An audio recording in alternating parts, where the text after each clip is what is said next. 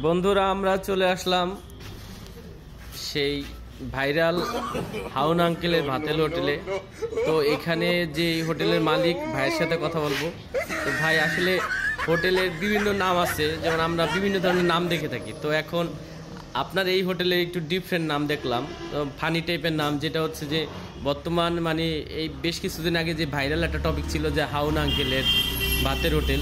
তো আসলে আপনার এই হাউন আঙ্কেলের ভাতের হোটেলের নাম এটা আপনি কি মনে করে দিলেন বা কেন দিলেন? নামটা দেওয়ার একটাই কারণ, ব্যবসাটা একটু সামনের দিকে আগানো নেওয়া।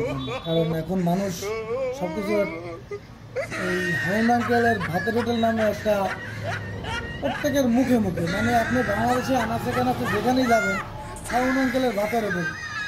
তাই এখন চিন্তা করে দেখলাম এই নামটা যদি আসলেই আমি সত্যিকার একটা ভাতের হোটেল খুলি, ব্যবসাটা হয়তো ভালো যাবে, এই মনে করে ব্যবসাটা একটু করে দিলাম।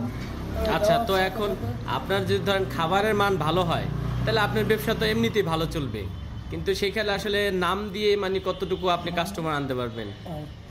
যা বলছেন ঠিকই, কিন্তু বিষয়টা হচ্ছে মানুষ এখন নামটা শুনেই আসে। আচ্ছা আচ্ছা, কারণ খাবারটা তো দূরে পৌঁছায় না, জাস্ট নামটা দূরে বিভিন্ন জায়গায় সরাই গেছে, নাম শুনে আসে খাবারের মান পরিবেশ সব কিছুই মানে তাদের ভালো লাগে, এই জন্য বারবার আসে। দেখা যায় এমন লোক আছে প্রতিদিন দু একবার না আসলে বলে তার ভালোই লাগে না।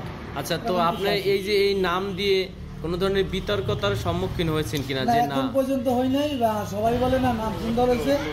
এখন মার্কেটে এই নামটা পপুলারিটি এটাই চলে, অনেকের চাওয়া পাওয়া এই নামটা দীর্ঘদিন রাখার জন্য।